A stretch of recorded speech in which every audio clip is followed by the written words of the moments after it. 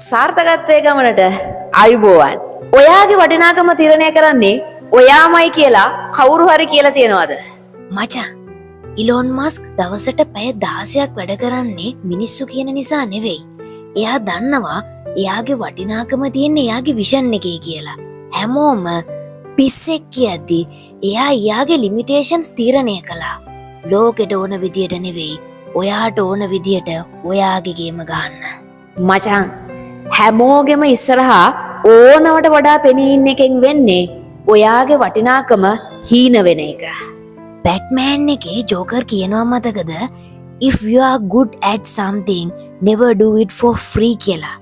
ඒ වගේම තමයි හැම මගුලටම පෙනී ඉන්න ගියාම ඔයා කොමන් වෙනවා. හරියට අර පාරේ තියෙන ගල් කැට වගේ. වටින්නේ කලාතුරකින් දකින්න දේ. පෙනී ඉන්න ඕනේ තැන විතරක් බහින්න. හැම දෙයකටම ඒ අයව සතුටු කරන්න කියලා හිතාගෙන හා කියන්න යන්න එපා. ප්‍රතික්ෂේප කරන්න, රිජෙක්ට් කරන්න පුරුදු වෙන්න. නෑ, බෑ, එපා කියන එක අවශ්‍ය තැනදී ඩිරෙක්ට් කියන්න පුරුදු වෙන්න. ඒක ලොකු ශක්තියක් වෙනවා ඔයාට. ස්ටීව් ජොබ්ස් කිව්වේ සාර්ථකත්වය කියන්නේ ඔව් කියන එකට නෙවෙයි, දහස් ගණනක් දෙයට එපා නෝ කියන එකට කියලා. හැම එකටම හා කියන්න ගියාම ඔයා යස් මෑන් කෙනෙක් වෙනවා. අනවශ්‍ය වැඩවලට සොරි මචං මට බෑ කියලා මූණටම කියන්න පුරුදු වෙන්න. ඒක අහංකාරකමක් නෙවෙයි, පව එකක්. අපි හිතනවා හැමෝටම උදව් කරලා හැමෝමත් එක්කම හිටියහම ඒ අය ඔයාට ගරු කරයි, ඒ අය නිරන්තරයෙන්ම අපිත් එක්ක ඉඳී කියලා අපි හිතනවා. හැබැයි ඒක නෙවෙයි ඇත්ත. මචං, පොඩි රහසක් කියන්නද? ඔයා ගැන හැමදේම සමාජයට කියන්න යන්න එපා. පොඩි අභිරහසක් ඉතුරු කරන්න හැම වෙලේම.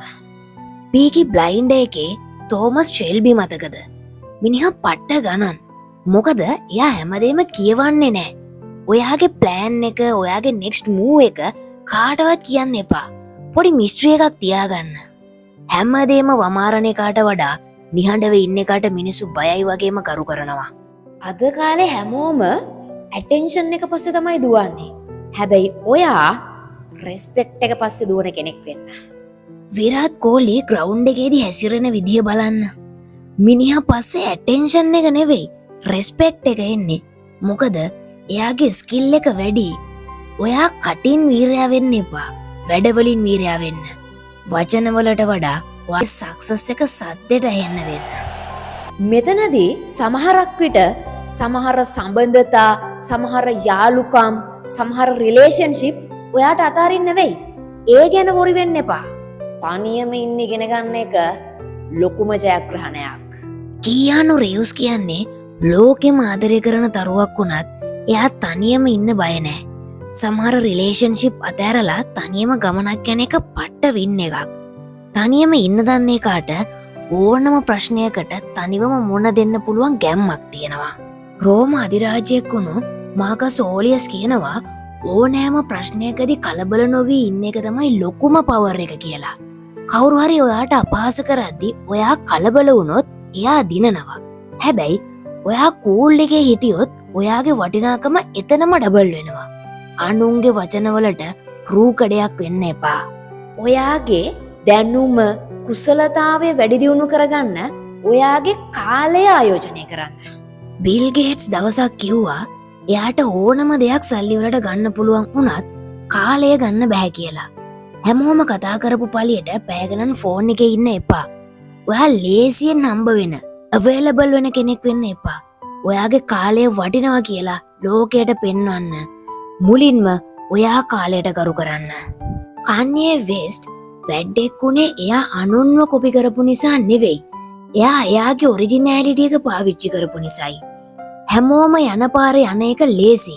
හැබැයි වටිනාකම තියෙන්නේ තමන්ගේම අනන්‍යතාවයක්, බ්‍රෑන්ඩ් එකක් හදාගන්න එකේ. ලෝකෙට තවත් එකෙක් වෙන්න එපා. ලෝකෙට ඔයාව වෙන්න. මයික් ටයිසන් කියන්නේ ලෝකෙ හිටපු දරුණුම බොක්සින් ක්‍රීඩකයෙක්. හැබැයි එයා ජීවිතේ අන්තයටම වැටුණා. හැබැයි එතනින් ආපහු නැගිට්ටේ මම වැටුණා තමයි. හැබැයි මම ඉවර නෑ කියන මයින්ඩ්සෙට් එකෙන්. ඔයාගේ වටිනාකම තීරණය වෙන්නේ ඔයා දිනන වෙලාවට නෙවෙයි. ඔයා පැරදුණු වෙලාවට ආපහු නැගිටින විදිහෙන්. අද ඉඳලා ඔයාගේ වටිනාකම ඔයාම තිරණය කරන්න පටන් ගන්න. ඔයාගේ ලිමිටේෂන්ස් දාගෙන ඔයාගේ වැලියු එක ඔයා හදාගන්න. ඒක අනිත් අයට තිරණය කරන්න ඉඩ තියන්න එපා. මේ අහන්න. ඔයා අගනා වස්තුවක්. ඒක ලෝකයටම දැනෙන්න ඉඩ අරින්න.